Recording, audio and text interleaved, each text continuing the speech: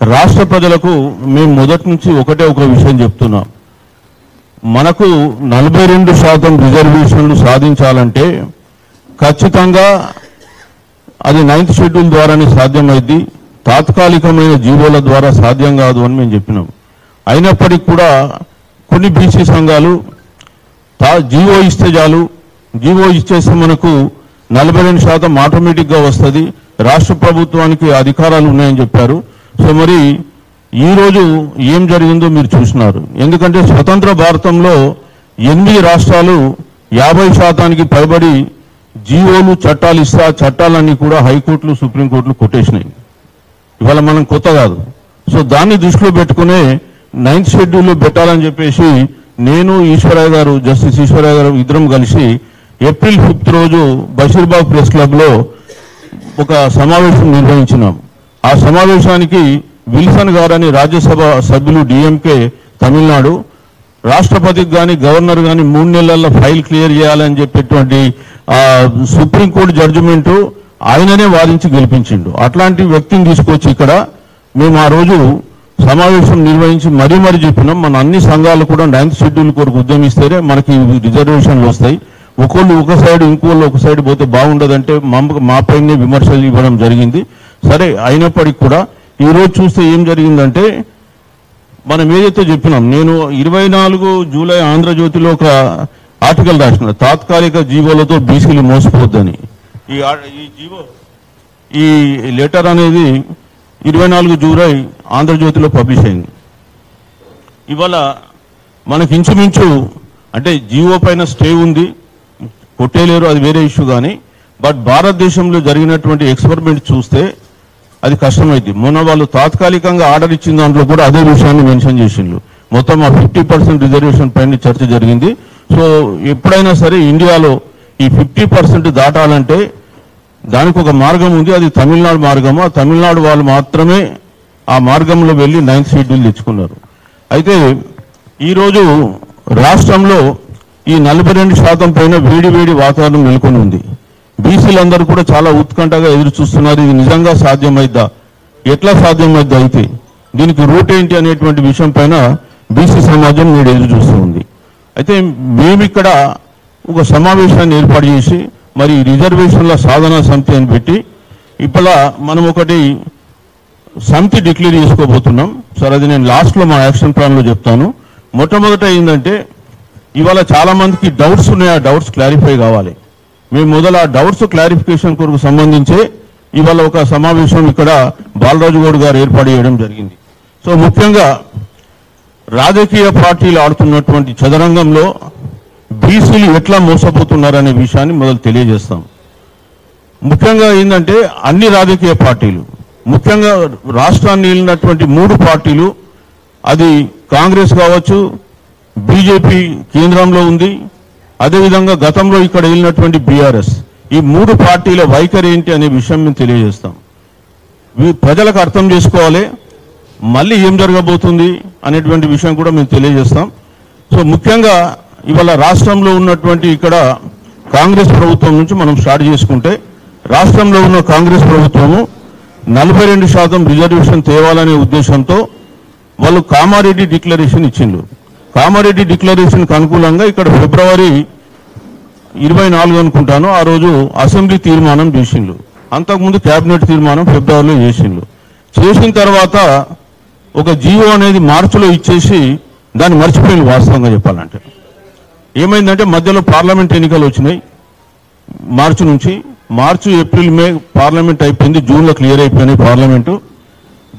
June జూలైలో ఏం చేసిందంటే ఓటర్ లిస్టులను తీసుకొని ఈ ఓటర్ లిస్టుల ద్వారా బీసీ ఎస్సీ ఎస్టీలను గతంలో గుర్తించినట్టే ఈసారి కూడా గుర్తించి ఎన్నికలకు 23%తో పోవాలని ప్రయత్నం చేసిండు.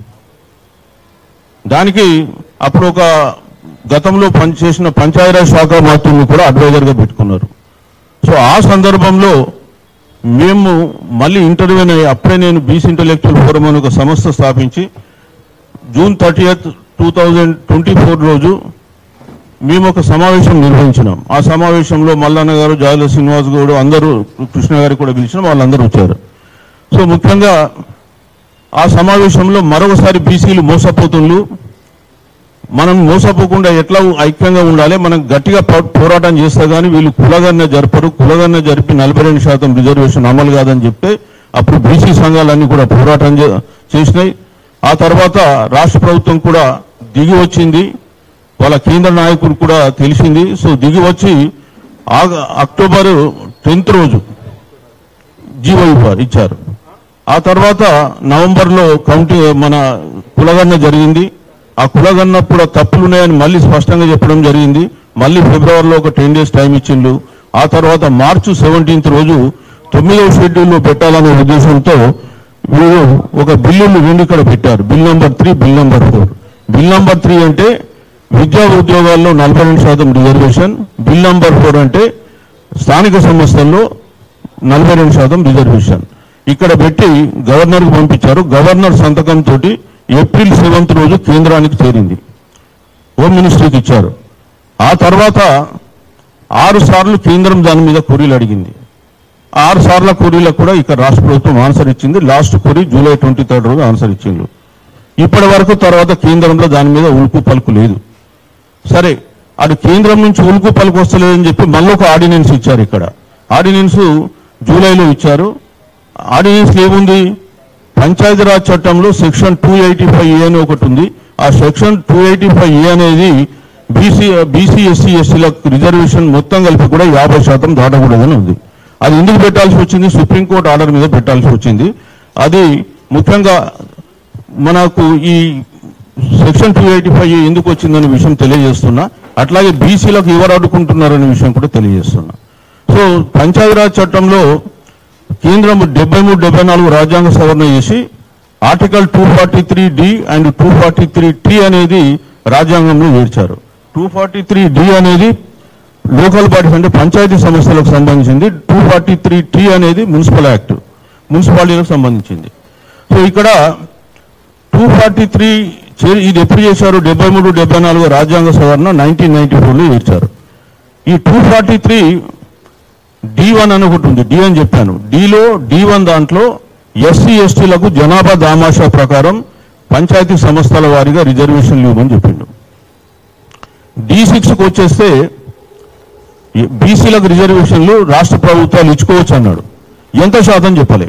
ఎస్సీ ఎస్టీలకు వస్తే జనాభా దామాషా అన్నావు, బీసీలకు వచ్చేస్తే రాష్ట్ర ప్రభుత్వాలు ఇష్టానికి వదిలేసినాం. దీన్ని ఆసరాగా చేసుకుని కృష్ణమూర్తి అనేట ఒక ఆయన కర్ణాటక ఆయన హైకోర్టులో కేసు వేసిండు. తర్వాత సుప్రీంకోర్టుకు పోయింది. సుప్రీంకోర్టులో 2010లో అప్పుడున్నటువంటి జస్టిస్ బాలకృష్ణ జడ్జి ధర్మాసనం బీసీలకు ఎస్సీ ఎస్టీలకు కలిపి 50% సీలింగ్ దాటకూడదని ఒక జడ్జిమెంట్ ఇచ్చింది. ఆయన ఏమంటాడంటే రాజ్యాంగంలో ఎస్సీ ఎస్టీలకు జనాభా దామాషా ప్రకారం ఏమన్నారు, కానీ బీసీలకు సంబంధించి ఎంత శాతం ఇవ్వాలనేటువంటి గైడెన్స్ లేదు రాజ్యాంగంలో. కాబట్టి నేను 50% సీలింగ్ ఇందిరా సహాని కేసు 92లో ఏదైతే ఇచ్చిందో దాన్ని ఇక్కడ పెడతానని చెప్పి ఆ జడ్జిమెంట్ ఇక్కడ ఇచ్చి ట్రిపుల్ టెస్ట్ అని కండిషన్ పెట్టిండు. ఏంటి ట్రిపుల్ టెస్ట్?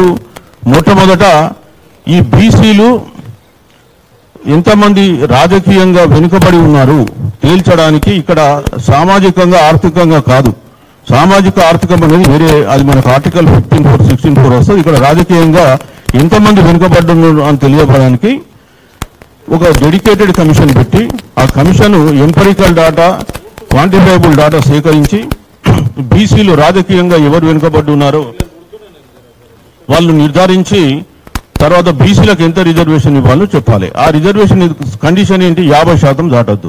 ఎస్సీ ఎస్టీలకు జనాభా దామాషా ప్రకారం ఇవ్వాలి. మన రాష్ట్రంలో వస్తే ఎస్సీలు 18 ఉన్నారు, ఎస్టీలు 10, 28 పోతే 22% మాత్రమే బీసీలకు వస్తుంది. అది కండిషన్. దీన్ని మళ్ళా 2021లో కూడా మనకు వికాస్ కిషన్ రావు గావలి కేసులో మహారాష్ట్ర కూడా కన్ఫర్మ్ చేశారు. సో ఇది చట్టం చెప్తుంది.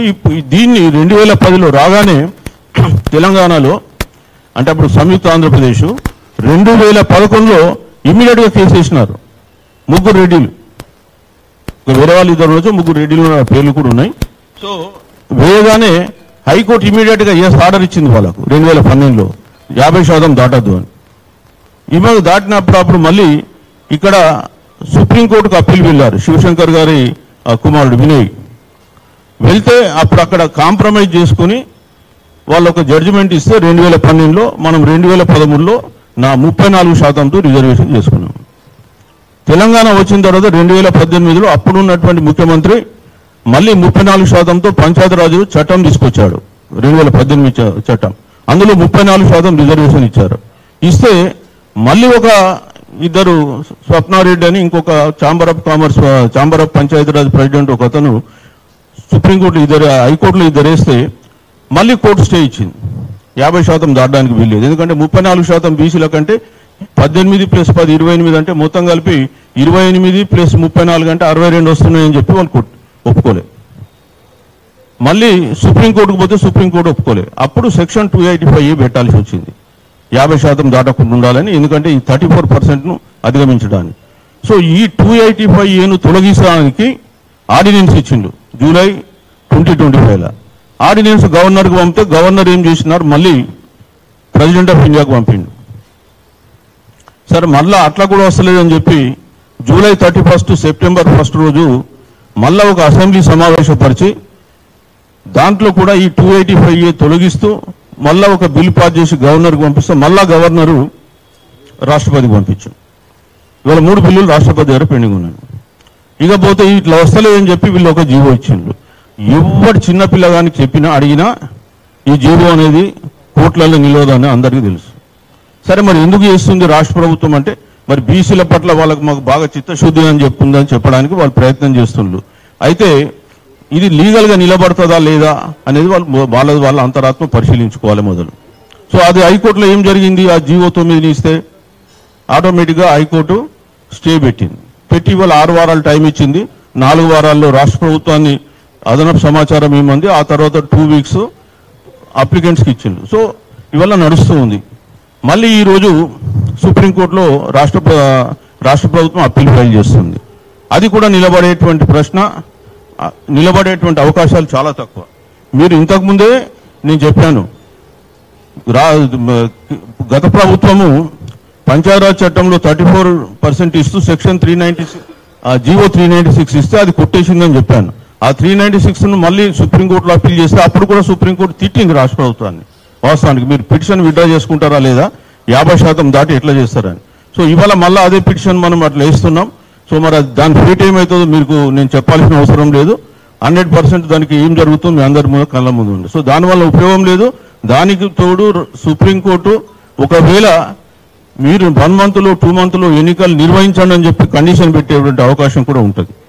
సో అది ఇంకొక డేంజర్ ఉంటుంది. కనీసం ఇక్కడ రాష్ట్రంలో ఒక 6 వారాలు హైకోర్టులో పెండింగ్ ఉంది, తర్వాత వాదనలు ఉంటాయి. కానీ ఇప్పుడు సుప్రీంకోర్టు ఒకవేళ ఇమీడియట్గా ఎన్నికలు జరపండి అని చెప్పి ఆదేశాలు ఇచ్చే మటుకు మళ్ళీ ఇంకా 22-23% పోవాల్సి వస్తుంది. ఒకటి విద్యా ఉద్యోగాలకు సంబంధించి కూడా మనకు 42% రిజర్వేషన్ బిల్లు, దాని గురించి ఎవరు మాట్లాడతారు. ఇప్పుడు పంచాయతీ ఎన్నికల హీట్ నడుస్తుంది కాబట్టి దాని మీద ఉన్నాం మనం. ఇకపోతే కాంగ్రెస్ మరి కేంద్రానికైతే పంపింది, చేయాల్సిందంతా చేసిందా, నిజంగా వాళ్ళకు చేయాలంటే చిత్తశుద్ధి ఉందా అనేటువంటి విషయాన్ని మనం ఇక్కడ గమనించాలి. వాళ్ళు ఏం చేసిండ్రు, కేంద్రానికి పంపింది. ఇప్పుడు తమిళనాడులో ఏం చేసినారు, జయలలిత గారు కేంద్రానికి పంపించి రాష్ట్రంలో అఖిలపక్ష సమావేశాలు నిర్వహించి వాళ్ళందరినీ తీసుకెళ్లి ఢిల్లీలో ప్రధానమంత్రిని కలిసి వాళ్ళు ఒప్పించుకొని అక్కడ పాస్ చేసుకొని 9th షెడ్యూల్లో పెట్టించుకున్నారు. సరే దానికి 9th షెడ్యూల్కి ఒక ప్రొసీజర్ ఉంటుంది. ఆ ప్రొసీజర్ అంతా మనం ఇక్కడ చెప్పాల్సిన అవసరం లేదు. సో అది చేసుకున్నారు వాళ్ళు. ఇక్కడ అఖిలపక్షాన్ని పెట్టండి, మీరు అఖిలపక్ష సమావేశాలు చేసి వాళ్ళ డౌట్స్ ఏమన్నా ఉంటే వాళ్ళది తీర్చండి. అదేవిధంగా మీరు ఇక్కడ నుంచి అఖిలపక్షం డెలిగేషన్ తీసుకెళ్ళండి. అంటే వీళ్ళ వాదన ఏంటంటే ఆల్రెడీ అసెంబ్లీలో అప్రూవల్ చేసింది కదా రాజకీయ పార్టీలు. అంటే ఇక్కడ అన్ని పార్టీలు కూడా అసెంబ్లీలో లేవు. బీఎస్పీ లేదు కానీ వాళ్ళు నార్త్ ఇండియాలో ఉన్నారు. సిపిఎం లేదు కానీ అక్కడ వాళ్ళు పార్లమెంట్లో ఉన్నారు. కాబట్టి ఇవాళ కొన్ని పార్టీలకు కొన్ని అబ్జెక్షన్స్ ఉన్నాయి. నేను మళ్ళీ చెప్తా బీజేపీకి సంబంధించి. సో వాటన్నిటిని నివృత్తి చేసే అవకాశం ఉంటుంది కానీ చేయలేదు. ఏ రోజు కూడా వీళ్ళు పోయి ప్రధానమంత్రిని 10 సార్లు కలిసి ఉంటారు కానీ బీసీలకు సంబంధించి రిజర్వేషన్ సంబంధించి మాట్లాడలే.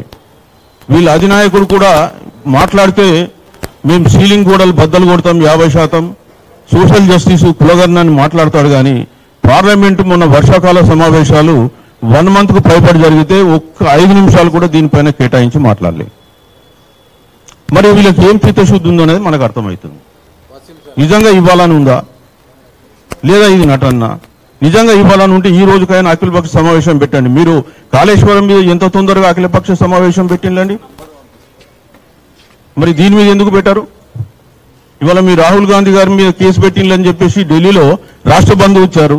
మరి ఇవాళ బీజేపీ అడ్డుకుందని చెప్పేసి రాష్ట్ర బంధు ఎందుకు ఇవ్వరు? మేము అడ్డుపడుతున్నామా? సో ఇది వీళ్ళ చిత్తశుద్ధి. ఏదో మనం ఇచ్చినట్టు ఉండాలి, కోట్లు అడ్డుకోవాలి, మళ్ళా యథావిధిగా ఉండాలి. మొదటి నుంచి కూడా ఇదే యాటిట్యూడ్, ఇవాళ కొత్తగా ఏం కాదు. ఇకపోతే బీజేపీకి వచ్చేస్తే బీజేపీ కూడా వాళ్ళు ఏం చెప్తున్నారు? 42% రిజర్వేషన్లు ముస్లిమ్స్ ఉన్నారు, మేము ఇయ్యం, 10% ముస్లింలకు బుద్దని. ఇవాళ ముస్లిమ్స్ మన రాష్ట్రంలో 1970లో అనంతరామన్ కమిషన్ ఇచ్చినప్పుడు 6 కులాలు ఉన్నాయి, అది 2% జనాభా ఉంది. ఆ తర్వాత రాజశేఖర రెడ్డి గారు 2007లో 14 కులాలు కలిపింది, అదొక 8% జనాభా వచ్చింది. ఆ 2007లో ఇచ్చినటువంటి ఈ 14 కులాలను హైకోర్టుకు పోతే హైకోర్టు కొట్టేసింది. కులాలు ఇట్లా కలపడానికి వీల్లేదని టెక్నికల్ కారణాల మీద. అందులో మన జస్టిస్ ఈశ్వరరావు గారు జడ్జి ఉన్నారు. సరే, వారి కాన్స్టిట్యూషనల్ పొజిషన్ అప్పుడు వేరు. తర్వాత 2010లో రాష్ట్ర ప్రభుత్వం సుప్రీంకోర్టుకు పోతే సుప్రీంకోర్టు తాత్కాలికంగా అలౌ చేసింది. ఈ రోజు కూడా ఒకవేళ కేంద్రానికి ఇష్టం లేకపోతే వాళ్ళు ఇంప్లీడ్ అయితే దాన్ని కొట్టేపియచ్చు. వాళ్ళు ఆ పని చేయరు, కానీ బీసీలను అడ్డుకుంటారు. వాళ్ళు ఆ పని చేయొచ్చు కదా కేంద్రంలో ఇంప్లీడ్ అయ్యి. మేమేమైనా వాళ్ళు కావాలని కోరుకున్నామా? మీరు పొండి, మీకు ఇష్టం లేకపోతే. కానీ మాది ఎందుకు? మా దగ్గర నోటి దగ్గరకు వచ్చిన కూర్ను మీరు ఎందుకు అడ్డుకుంటారు? ఒకటి. రెండోది, మీరు తీసుకొచ్చిన ఈడబ్ల్యూఎస్ చట్టం ఉంది. ఈడబ్ల్యూఎస్ చట్టంలో ముస్లింలు లేరా? మీరు రాసిందా దాంట్లో Muslims are ineligible for under this act అని, they are not qualified under this act అని. ముస్లింలు కూడా ఎంజాయ్ చేస్తున్నారు. మరి నువ్వు ఎట్లా మాట్లాడుతావు? మూడో అంశం, మీరు పరిపాలిస్తున్న రాష్ట్రాలలో బీసీలలో ముస్లిమ్స్ లేరా? ఈవెన్ మండల్ కమిషన్ రికమెండేషన్లో కూడా 52% బీసీలు అంటే 8.4% ముస్లిం జనాభా. అది ఓన్లీ 43.4% మాత్రమే హిందూ జనాభా. కాబట్టి ఇన్ని ఉండగా ఈ దేశంలో మీరు ముస్లింల పేరు చెప్పి బీసీలకు అడ్డుకోవడం కరెక్ట్ కాదనే విషయం మళ్ళీ చెప్తున్నాం. అట్లాగే ఈడబ్ల్యూఎస్ రిజర్వేషన్ తెచ్చిండ్రు. ఈడబ్ల్యూఎస్ రిజర్వేషన్ గురించి ఈ దేశంలో ఎక్కడన్నా ఉద్యమాలు జరిగినాయా? ఏమన్నా ఎవరన్నా అడిగినలా? ఈడబ్ల్యూఎస్ గురించి మాట్లాడితే పివి నరసింహారావు ఉన్నప్పుడే 91లో 10% రిజర్వేషన్ ఇస్తూ ఒక జీవో ఇస్తే, ఆఫీస్ మెమోరాండం ఇస్తే, దాన్ని కూడా ఈ ఇందిరా సహాని కేసు పరిశీలించి ధర్మాసనంలో ఉన్న 9 మంది జడ్జిలలో 8 మంది జడ్జిలు ఆర్థికపరమైన రిజర్వేషన్లు రాజ్యాంగ పరంగా చెల్లవని కొట్టేస్తే కూడా వీళ్ళు 103వ రాజ్యాంగ సవరణ చేసి వారం రోజులలోనే, అది కూడా వాళ్ళు అనుకున్నది జనవరి 7th కేంద్ర కేబినెట్ డెసిషన్, జనవరి 8 లోక్సభ పాస్, జనవరి 9 రాజ్యసభ పాస్. రాజ్యసభలో ఇన్ఫాక్ట్ డిఎంకే అడ్డుకొని 5 సవరణలు పెట్టినా వాళ్ళు పట్టించుకోలే. జనవరి 12 ప్రధానమంత్రి రాష్ట్రపతి ఆమోదం, జనవరి 14 దేశవ్యాప్తంగా అమలు. అంటే నీ రిజర్వేషన్ వస్తే నీ ఇవ్వాలనుకున్నోడికి వారం రోజులలో ఇస్తావు. అది కూడా అంతకుముందు సుప్రీంకోర్టు కొట్టేసింది దాన్ని. అందులో ఏం పెట్టిండు? అప్ టు 10% అని చెప్పి దేశవ్యాప్తంగా 10% అమలు చేసిండు. ఇవాళ తెలంగాణ రాష్ట్రంలో ఎంతమంది ఉన్నారండి ఓసీలు? 86% బీసీలు. ఇక్కడ బీసీ ఎస్సీ ఎస్టీలు 14% మాత్రమే ఓసీలు. ఆ 14లో 4% కూడా ఇతర రాష్ట్రాలకు సంబంధించిన వాళ్ళు ఉన్నారు. పోతే 10%. 10%లో ఈడబ్ల్యూఎస్ వాళ్ళు ఎంతమంది ఉంటారు? 4% కంటే మించుండరు. అంటే 4% జనాభా ఉన్న వాళ్ళకు మీరు 10% రిజర్వేషన్ ఇస్తారు. ఎస్సీ ఎస్టీలకు సరే రాజ్యాంగ ప్రొవిజన్స్ ప్రకారం జనాభా దామాషి ప్రకారం ఇస్తారు. మరి ఇక్కడ 60% జనాభా అంటే 56.36 అని మీరే అన్నారు. దాదాపు 57-58% ఉన్నారు. కరెక్ట్గా చేస్తే సమగ్ర కుటుంబ సర్వే ప్రకారం 61 ఉన్నారు. ఎంత చెప్పినా 60% ఉన్న వాళ్ళకి ఏం రిజర్వేషన్ ఉంది? ఎవరి రిజర్వేషన్ ఎవరు తింటున్నారు? మరి ప్రశ్నిస్తేనేమో వాళ్ళు ఏం దానికి ఒప్పుకోరు. ఇవాళ తెలంగాణ కూడా ఒక exceptional state in the country, ప్రత్యేక పరిస్థితుల స్టేట్. ఎందుకంటే దాదాపు 90% జనాభా ఇక్కడ బీసీ ఎస్సీ ఎస్టీల జనాభా. ఇంత జనాభా ఉన్న దగ్గర మీకు రిజర్వేషన్ పెంచుకోవడానికి అవకాశం లేదా? మరి ఇది ఎక్కడ రాజ్యాంగం అయింది? మీరు ఇక్కడ ఎస్టీలో ఉన్నారనుకో, నార్త్ ఈస్ట్ ఇండియాలో ఎస్టీలు ఉంటే 80% ఉంది వాళ్ళ జనాభా దామాషా ప్రకారం. మరి ఇక్కడ బీసీ ఎస్సీ ఎస్టీలు కూడా 80% 90% ఉన్నారు కదా. మరి వీళ్ళకి ఎందుకు ఇవ్వరు ఎక్సెప్షనల్ సర్కమ్స్టాన్సెస్? ఆ సర్కమ్స్టాన్స్ ఏదో వాదించాలి మనం కోర్టులలో. సరే, మొన్న చర్చకు వచ్చింది, అదంతా కూడా మనకి ఎప్పుడు వస్తుంది? 9th షెడ్యూల్లో పెడితే వస్తుంది. ఇవాళ బీజేపీ ప్రభుత్వము వాస్తవానికి ఏంటంటే కేంద్రంలో వాళ్ళకి బీసీలకు ఇష్టం లేకుండా అడ్డుకుంటుంది. అప్పుడు 1990లో మండల్ కమిషన్ పెట్టినప్పుడు కూడా వీళ్ళు అడ్డుకున్నారు. వీపీ సింగ్ మద్దతు విరమించి ఆయన గవర్నమెంట్ పడగొట్టింది. ఆ ఇష్యూను డైవర్ట్ చేయడానికి కమండల్ ఉద్యమం తెచ్చారు. మీరు 2006లో కూడా విద్యా ఉద్యోగాలలో విద్యా సంస్థల్లో రిజర్వేషన్ తీసుకొస్తే కూడా దేశవ్యాప్తంగా ఉద్యమం మొదలుపెట్టిండ్రు. తర్వాత కోర్టులు కూడా 2 సంవత్సరాలు స్టే ఇచ్చినాయి. ఇవాళ న్యాయ వ్యవస్థ గురించి కూడా మాట్లాడితే, న్యాయ వ్యవస్థనేమో మనకు వచ్చేస్తే 50% సీలింగ్ దాటద్దంటది, ఈడబ్ల్యూఎస్కి వచ్చేస్తే అవును ఇవ్వచ్చు అంటది. అందులో ఉన్న జడ్జిలు కూడా 5 జడ్జిలలో 2 సీనియర్ జడ్జిలు ఒప్పుకోలే ఆ టైంలో. అయితే ఇప్పుడు 9th షెడ్యూల్ ఒకటే మనకు శరణ్యమని చెప్తున్నాం. ఇక బీఆర్ఎస్ పార్టీ ఉంది. బీఆర్ఎస్ పార్టీ నేను చెప్పాల్సిన అవసరం లేదు. వాళ్ళకు అవకాశాలు ఉన్న దగ్గర కూడా బీసీలకు న్యాయం చేయలేదు. సుప్రీంకోర్టు 34% ఇవ్వద్దు అన్నది వాస్తవమే.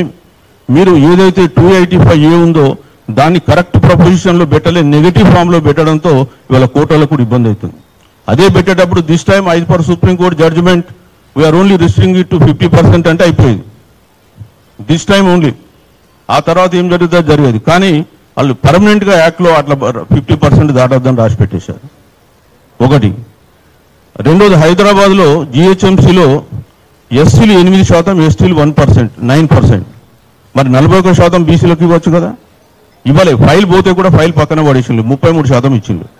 అది స్పెసిఫిక్గా ఫైల్ తీసుకుపోయిండు. అది నాకు తెలుసు, నేను అడ్మినిస్ట్రేషన్లో ఉన్నాను కాబట్టి నాకు తెలుసు. చేస్తే కూడా అది పక్కన పడేశారు. ఎందుకు ఇవ్వాలని? మీరా పార్టీ పరంగా ఇవ్వరు. 34% ఇవ్వడానికి ఏమన్నా చర్యలు ఉంటాయో అది తీసుకోరు. కులగణన చేస్తారు, బయట పెట్టారు. బీసీలకు సంబంధించిన అన్ని ఫైనాన్షియల్ కార్పొరేషన్స్ నిండబెడతారు. ఇప్పటికి కూడా వాళ్ళకు 42% మీద ఒక పాలసీ లేదు, ఒక్క మీటింగ్ పెట్టలే, కులగణనలో పాల్గొన్నారు అధినాయకత్వం. అట్లనే మొన్న హైకోర్టులో వాదనలు జరిగితే ఒక్క పొలిటికల్ పార్టీ కూడా పార్టిసిపేట్ కాలే. అదేదో రాష్ట్ర ప్రభుత్వానికి బీసీ సంఘాలకు సంబంధించి మాకేం లేదన్నట్ట. నైదర్ బీఆర్ఎస్ రాలే, బీజేపీ నుంచి కృష్ణయ్య గారు అంటే వేశారు, ఆయన మరి ఇండివిజువల్గా వేసినామని ఆయన అంటాడు, పార్టీ పరంగా వేసిందని వీళ్ళు అంటారు. అదేంటో వాళ్ళే తెలుసుకోవాలి. సో అది వీళ్ళ యాటిట్యూడ్. సో ఈ విషయము ప్రజలకు తెలియాలి. ప్రజలు ఈ రాజకీయ చదరంగంలో ఎట్లా పావులుగా వాళ్ళు ఉపయోగించుకుంటున్నారు, ఈ రాజకీయ క్రీడలో ఫుట్బాల్లో ఎట్లా తన్నులు తింటున్నారు అనే విషయం ప్రజలకు తెలియాలి. అందుకొరకే మేము ఇక్కడ ఒక కార్యాచరణ సాధన కొరకోటి పెట్టుకున్నాం, ఒక సమావేశం నిర్వహించుకుంటున్నాం. ఇకపోతే ఈ సమావేశంలో అంటే టైం తక్కువ ఉంది, నేను కూడా క్లోజ్ చేస్తాను. టైం తక్కువగా ఉంది, నేను కూడా క్లోజ్ చేస్తాను. మేమిప్పుడు మొదటి నుంచి కూడా 9th షెడ్యూల్ ఉద్యమం. అయితే ఈ 42% ఉద్యమానికి సంబంధించి కూడా మేము ఇక్కడ కొన్ని కులాలు ఎంబీసీ కులాల మధ్య ఆబ్జెక్షన్ చేస్తున్నాయి. మీరు రిజర్వేషన్ తెచ్చుకుంటే కేవలం 4-5 కులాలే లబ్ధి పొందుతున్నాయి, మాకు అసలు దీంట్లో స్థానం లేదని. అయితే మేము కూడా ఏమంటున్నామంటే, మీరు కామారెడ్డి డిక్లరేషన్లో సబ్ కేటగిరీ చేస్తామన్నారు, చేయండి. 42% సాధ్యం కాక 23 చేస్తే 23లో కూడా మీరు సబ్ కేటగిరీలు చేయండి, వాళ్ళకు కూడా అవకాశాలు కల్పించండి. మీరు వాళ్ళని ఎందుకు దూరంగా పెడతారు వ్యవస్థలో? రెండో విషయం ఏంటంటే, చాలామంది మేము అంటే ఈ 4-5 కులాలే బీసీలలో ఉన్నాయి, వాళ్ళే బీసీలు లబ్ధి పొందుతున్నారు. తప్పది. మనం రాజకీయంగా చూస్తే ఎవరి పేరు ఎంత వచ్చింది అనేది మనం తీసుకుంటే ఒక్క కులం తప్ప బీసీలలో అన్ని కులాలకు కూడా వాళ్ళ సీట్లు వాళ్ళకంటే వాళ్ళకు తక్కువ వచ్చింది. సో అవన్నీ ఎవరు తీసుకున్నారు? ఆధిపత్య కులాల వాళ్ళు తీసుకున్నారు. ముఖ్యంగా నేను చెప్తాను, ఇక్కడ ఈ పుస్తకంలో చూస్తే హుకుమత్ అనే పుస్తకం రాసిన దాని ప్రకారం చూస్తే ఇక్కడ ముదిరాజుల జనాభా 6.68 ఉంటే వాళ్ళకు 116 సీట్లు రావాలంటే వచ్చినాయి గత 16 అసెంబ్లీ ఎన్నికలలో 29, కోల్పోయింది 87. ఎవరు తీసుకున్నాడు 87? సరే, మీరు కొంతమంది ఏమంటే గౌడ్స్ చాలా యాక్టివ్ ఉన్నారు, అందులో పార్టిసిపేట్ చేస్తున్నారంటే గౌడ్ జనాభా 20 లక్షలు, 19,77,000. వాళ్ళకు రావాల్సిన సీట్లు 95, వాళ్ళకు వచ్చినాయి. గౌడ్ సంబంధించి వాళ్ళకు రావాల్సిన సీట్లు 75, వచ్చినాయి 54, నష్టపోయింది 21. ఎవరు తిన్నారండి ఇవి? మూడోది, మనకు ఇక్కడ మున్నూరు కాపు ఉంది. సో మున్నూరు కాపులు వాళ్ళకు ఒక 20 ఎక్కువ వచ్చినాయి రావాల్సిన దానికంటే. నేను ఒకటే ఏం చెప్తున్నా అంటే, ఒకవేళ మున్నూరు కాపులు అది తీసుకోకపోతే ఆ సీట్లు ఎవరికి పోయేటి? మరి ఇక మనం ఎందుకు దాని మీద కామెంట్ చేస్తారు? సో ఇవాళ ఏ ఒక్క కులంకు కూడా బీసీ కులాల వాళ్ళకు రావాల్సిన షేర్ వాళ్ళకు రాలేదు న్యాయబద్ధంగా. ఇవాళ మనం ఒకవేళ వీళ్ళు ఆ సీట్లు తెచ్చుకోకపోతే అవి ఇంకా వేరే వాళ్ళకు పోతాయి, ఆధిపత్య కులాలకు. నేను చెప్తున్న వెలుమ ఉన్నారు 0.28 పాపులేషన్, 1,02,000 ఈ రాష్ట్రంలో. వాళ్ళకు రావాల్సిన సీట్లు న్యాయబద్ధంగా 16 అసెంబ్లీ ఎన్నికల్లో 5 సీట్లే, కానీ వచ్చినాయి 148. ముఖ్యమంత్రుల లైన్లు, మంత్రుల లైన్లు. మరి వీళ్ళందరూ ఎటు పోవాలండి? ప్రజాస్వామ్యం అంటే ఓన్లీ 3 కులాల ఇదేనా? సో ఈ విషయాలు ప్రజలకు తెలియజేయడానికి ఖచ్చితంగా రాబోయే కాలంలో మేము ఒక కార్యాచరణ రూపొందించుకుని ఆ విషయం తెలియజేస్తాం. అయితే ఇక్కడ ఎంబీసీ కులాలకు కూడా ఖచ్చితంగా సబ్ కేటగరీషన్ చేయాలని చెప్పేసి మేము రాష్ట్ర ప్రభుత్వాన్ని కూడా మేము రిక్వెస్ట్ చేస్తాం. అదేవిధంగా మేము ఈ మధ్యకాలంలో ప్రధానమంత్రిని కూడా మేము కలవాలని చెప్పేసి ఉత్తరాలు రాశాను నేను. ఈశ్వరయ్య గారు, నేను, అదేవిధంగా విశారదన్ గారు, ఇంకా చాలా సంఘాలు కలిపి ప్రధానమంత్రికి కూడా మాకు అపాయింట్మెంట్ ఇవ్వమని చెప్పి అడిగినాం. మాకు 42% పైన మేము మీతో చర్చించుదామని చెప్పి కూడా అడిగినాం. సరే, అపాయింట్మెంట్ వచ్చినప్పుడు చూద్దాం, ఆయన సీఎం గారు లెటర్ రాస్తేనే ఇవ్వలేదు అన్నాడు. What ever it might be, మా ప్రయత్నం కూడా మేము చేస్తాం. అయితే ఇక్కడ మా యాక్షన్ ప్లాన్, ఇప్పుడు ఇంకొక డౌట్ కూడా వస్తుంది చాలా మందికి. ఇవాళ నిన్ననే ఒక బీసీ జాయింట్ యాక్షన్ కమిటీ ఒకటి ఏర్పాటు చేశారు. మరి మీరు మళ్ళీ ఎందుకు అందులో ఉండొచ్చు కదా అని కొందరు అడిగారు. సో వాళ్ళు కూడా మమ్మల్ని ఇన్వైట్ చేసినారు. నాతో కూడా జాదుల శ్రీనివాస్ గౌడ్ కానీ, తర్వాత దాసు సురేష్ కానీ మాట్లాడారు.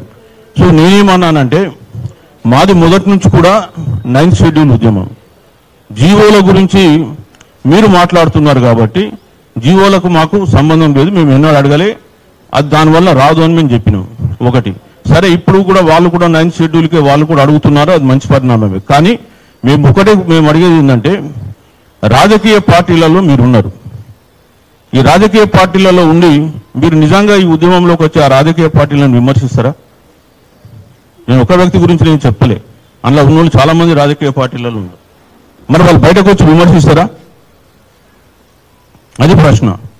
అందుకే మేమేమంటున్నామంటే, మీ పద్ధతులు మీరు చేయండి, మా పద్ధతులు మేము పోతాం. ఎందుకంటే మాకు రాజకీయాలకు సంబంధం లేదు. మాలో ఎవరైనా రాజకీయ పార్టీలు వాళ్ళు రావాలనుకుంటే వాళ్ళు మా నాయకత్వంలో పనిచేయాలి. మీకు మాత్రం నాయకత్వం ఇవ్వం. మేము ఈ పార్టీలను కూడా విమర్శిస్తాం. మీకు తట్టుకునే ధైర్యం ఉంటే రండి, లేకుంటే లేదు. అది మేము చెప్తున్నాం. సో అందుకనే మేము మీకు పోటీ కాదు, మీ జేఏసీ మీరు పనిచేసుకోండి, మేము కూడా మా సమాంతరంగా మాకున్నటువంటి ఐడియాలజీతో మేము పనిచేసుకుంటాం. బీసీలకు సంబంధించిన సమస్యలు వచ్చినప్పుడు అందరం కలిసి పనిచేద్దాం. మాకున్నటువంటి ప్రాబ్లం ఏంటంటే, రాజకీయ నాయకులు పార్టీలలో ఉండి మళ్ళీ ఇక్కడ బీసీల దగ్గరకు వస్తే మీరు మీ పార్టీలో ఉన్నటువంటి నాయకుల్ని మీరు ఒప్పియండి బీసీలకు సంబంధించిన అంశం పైన. ఇక్కడనేమో అసెంబ్లీలో ఒప్పుకుంటారు, బయటకు వచ్చేసి ఇంకో మాట మాట్లాడతారు. ఎన్ని పార్టీలకు నిన్న ఇంప్లీడ్ అయినారని చిత్తశుద్ధి ఉంది. అందుకే హైకోర్టు అడిగింది మీరు అందరూ కూడా అఫిడవిట్ వేయండి అని, రాజకీయ పార్టీలకు మీ స్టాండ్ ఏంటో తెలియాలని. మేము అసెంబ్లీలో ఇచ్చినామంటే అసెంబ్లీలో బాగానే ఇస్తున్నారు, చిలక పలుకులు పలుకుతున్నారు, బయటకు వస్తే ఎట్లా ఆపాలనో అట్లా ఆపుతున్నారు. సో మేము అది చెప్తున్నాం. అదేవిధంగా మా యాక్షన్ ప్లాన్ కూడా ఏంటంటే, ఇప్పుడు మేము నిన్న మొన్న కొంత ఇంటర్నల్ మీటింగ్ చేసుకున్నాక మేము అనుకున్నామంటే, ఈ 42% రిజర్వేషన్ సాధనా సమితి అని ఒక ఆర్గనైజేషన్ ఫోర్డ్ చేస్తున్నాం. జాయింట్ యాక్షన్ కమిటీ లాగానే ఇది కూడా ఒక సాధనా సమితి. దీంట్లో మాతో కలిసి పనిచేసేటువంటి వాళ్ళందరికీ కూడా ఆహ్వానిస్తున్నాం. కానీ ఒకటే కండిషన్ ఏంటంటే, మీరు రాజకీయ పార్టీలో ఉన్నప్పటికీ మీరు మాత్రం నాయకత్వం వహించడానికి వీల్లేదు, మేమే నాయకులుగా ఉంటాం. ఒకటి. రెండోది, మేము అన్ని పార్టీలను తిడతాం. మీకు అంత ఓపిక ఉంటే రండి, లేకపోతే లేదు. ఎందుకంటే మీ పార్టీ మా పార్టీ అని మాకు తేడా లేదు. మాకు 42% రిజర్వేషన్లు సాధించే వరకు మేము పోరాటం కొనసాగిస్తూ ఉంటాం. ముఖ్యంగా ఇందిరా పార్క్ దగ్గర ఒక సన్నాహక సభ, భారీ సభతో ప్రజలతో నిర్వహించాలనుకుంటున్నాం. అది 24వ తారీఖు అని అనుకుంటున్నాం. సో 24th రోజు ఆ సమావేశం పెడతాం. ఆ తర్వాత రాష్ట్ర వ్యాప్తంగా అన్ని జిల్లాలకు తిరుగుతాం. ఆ డేట్స్ ఆ రోజు అనౌన్స్ చేస్తాం. సో మొత్తం రాష్ట్రంలో ఉన్నటువంటి 33 జిల్లాలలో, హైదరాబాద్ తీస్తే 32 ఉన్నాయి. అందులో సుమారు పాత 10 జిల్లాలు అన్ని కవర్ చేస్తాం. ఇంకా కొన్ని కొత్త జిల్లాలు కూడా కవర్ చేస్తూ దాదాపుగా 20 జిల్లాలు కవర్ చేస్తూ ప్రజల్ని చైతన్యపరుస్తాం. అదేవిధంగా 32 జిల్లాలలో కూడా మా వెహికల్స్ వెళ్ళి ప్రజల్ని కూడా చైతన్యవంతం చేస్తే మా దగ్గర నుంచి టీమ్స్ వెళ్ళి అక్కడ కూడా గ్రాస్ రూట్ లెవెల్ వరకు చైతన్యం చేసి లాస్ట్లో ఇందిరా పార్క్ దగ్గర సుమారు ఒక 50,000 నుంచి 1,00,000 మంది సభ్యులతో మళ్ళీ ఒక ముగింపు సమావేశం పెట్టాలని చెప్పి నిర్ణయం తీసుకున్నాం. ఆ తర్వాత మళ్ళీ ట్రైనింగ్స్, ఆ తర్వాత నెక్స్ట్ ప్లాన్ ఆఫ్ యాక్షన్ ఉంటుంది. కానీ 42% ఖచ్చితంగా మనకు రావాలి. రాష్ట్ర ప్రభుత్వం కూడా 42% ఇవ్వకుండా ఎన్నికలకు పోవద్దని చెప్పేసి మేము తెలియజేస్తున్నాం. మీరు ఎంత శాతంతో మీరు నిర్వహిస్తారో కోర్టు డైరెక్షన్ల పైన మాకు తెలియదు, కానీ ఖచ్చితంగా అందులో కూడా ఎంబీసీ కేటగరైజేషన్ చేయాలని చెప్పి కోరుతున్నాను. ఇది మాకున్నటువంటి యాక్షన్ ప్లాన్. సో మరి ముఖ్యంగా మేము ఒకటే చెప్తున్నాం, రిజర్వేషన్ అనేది అడుక్కునేది కాదు, అది మాకు హక్కు. రాజ్యాంగంలో రాసినటువంటి హక్కు 15(4) కావచ్చు, 16(4) కావచ్చు, 243(d)(6) కావచ్చు, T6 కావచ్చు. సో రాజ్యాంగంలో ఉన్నటువంటి హక్కు అది. ఆ హక్కును సాధించుకోవాలి. 50% సీలింగ్ అనేది రాజ్యాంగంలో ఎక్కడ రాయాలి. కేవలం జ్యుడిషియల్ ఇంటర్వెన్షన్ కోర్టుల ద్వారా వచ్చిందంతే తప్ప అది వాస్తవం కాదు. సో మరి కోర్టులు కూడా ఎప్పుడు భయపడతాయి, అదేవిధంగా ఇది ఎట్లా సాధ్యమైంది అనేటువంటి విషయం మనం తెలుసుకోవాలనుకుంటే ఒకే ఒకటి ఏంటంటే ప్రజా ఉద్యమాన్ని నిర్మించడం. ప్రజలు యాక్టివ్గా పాల్గొంటే ఇది సాధ్యమైతే, లేకుంటే కాదు. మేమేదో ఇక్కడ చెప్పినంత మాత్రాన ఎవరు చెప్పినా సాధ్యం కాదు. మీరు తెలంగాణ ఉద్యమం ఎట్లా లేచింది? December 9th, 2009లో ఇచ్చిన చిదంబరం స్టేట్మెంట్ను వెనక్కి తీసుకుంటే అప్పుడు సబ్బండ వర్గాలు తరలి వస్తే కేవలం ఇద్దరు ఎంపీలతో తెలంగాణ రాష్ట్రం తీసుకురావడం జరిగింది. అది ప్రజలు పాల్గొన్నారు కాబట్టి రాజకీయ నాయకులందరూ కూడా ఢిల్లీలో భయపడ్డారు. ఇవాళ 42% ఇచ్చిన జీవోను హైకోర్టు కొట్టేసినప్పుడు మరి తెలంగాణ సమాజం బగ్గుమనాలనా వద్దా? వదిలేద్దామా? బగ్గుమనాలి. మరి ఏది స్పందన ఏది? కాబట్టి ఇప్పుడు తెలంగాణ సమాజానికి వాస్తవాలు చెప్పడానికి మేము బయలుదేరుతున్నాం. అందరం కలిసి ఒక సాధన సమితి కమిటీ ఉంటుంది, ఆ కమిటీల ద్వారా మేము పోతాం. సో మేము ప్రజల్ని చైతన్యవంతపరిచి మరి ప్రజలు చైతన్యవంతమై పోరాటం చేసే వరకు ఏది సాధ్యం కాదు. మీకు ఒకటే చెప్తున్నా, ఈ 42% ఎవ్వరు చెప్పినా సాధ్యం కాదు. 9th షెడ్యూల్లో పెట్టడం అన్నట్టు జరగాలంటే ఇక్కడ తెలంగాణలో బీసీ సంఘాలు, బీసీ ప్రజలు ఒక్క తాటిపై వచ్చేసి వాళ్ళు పోరాడాల్సిన అవసరం ఉంది. అందుకే మేము కొంత ప్రజల్ని చైతన్యవంతపరిచి, సమావేశపరిచి, సంఘటితపరిచి పోరాటం చేసేలాగా మేము ప్రయత్నం చేస్తున్నాం. సో ఇప్పుడు వచ్చిన రాజాల యుగంధర్ గారు, కిరణ్ గారిని కూడా వేదిక రావాల్సి కోరుతున్నాం. సో మేకపోతుల నరేంద్ర గౌడ్ గారికి కూడా. సో మేమేం కోరుతున్నామంటే మీ అందరికీ కూడా, ప్రజా సంఘాలందరికీ కూడా మీరు ఇంట్రెస్ట్ ఉన్న వాళ్ళు మాతో సంప్రదించండి, ఆహ్వానిస్తున్నాం. రాబోయే కాలంలో కమిటీ చేసి బ్రాడర్ మైండ్గా పోదాం.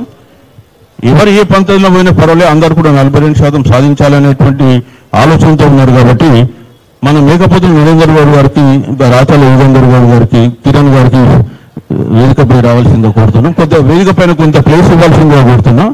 Right, okay. సో ఇది మేము అనుకున్నటువంటి యాక్షన్ ప్లాను. సో మేము కోరేది ఒకటే, ప్రజలు మీరు స్వచ్ఛందంగా చైతన్యవంతమై ఈ ఉద్యమంలో రాకపోతే ఈ 42% అనేది కల్లా మర్చిపోదాం. మన రాష్ట్రంలో 90% జనాభా ఉన్న మనకు స్పెషల్ రిజర్వేషన్లు తెచ్చుకోలేకపోయామంటే అది మన యొక్క అసమర్థతకు నిదర్శనంగా భావించాలి. కాబట్టి ప్రజలందరూ రావాలి. తెలంగాణ అంటే మొదటి నుంచి కూడా ఉద్యమాల గడ్డ, అనేక ఉద్యమాలు చేసినటువంటి అంశం ఉంది. అశోక్ గారు ఉన్నారు, వారిని కూడా రావాల్సింది కోరుతున్నా. సో మరి నేను ఈ యొక్క సమావేశంలో మా యాక్షన్ ప్లాన్ ఇక్కడ విశ్లేషించడం జరిగింది. మళ్ళీ ఒక 3-4 డేస్లో ఈ కమిటీలో ఎవరుంటారు, కమిటీలో ఎంతమంది వచ్చింది అనేది తెలియజేస్తాం. అట్లనే 24వ తారీఖు రోజు మేము ఇందిరా పార్క్ దగ్గర ఒక ధర్నా నిర్వహిస్తాం పెద్దలతో. ఇంకా సుమారు ఒక అంటే అది అనేక మంది ప్రజల్ని ఇక్కడ పిలుస్తాం, అసోసియేషన్ పిలుస్తాం, వాళ్ళ ఆధ్వర్యంలో యాక్షన్ కమిటీ అంటే జిల్లాల ప్లాన్ ప్రకటిస్తాము. ఇది మేము అనుకున్నది. మరి మీ అందరూ కూడా సహకరిస్తే తప్పకుండా ఈ కార్యక్రమాన్ని విజయవంతం చేస్తామని చెప్పి తెలియజేస్తున్నాం. Thank you sir. చాలా విలువైన విషయాలు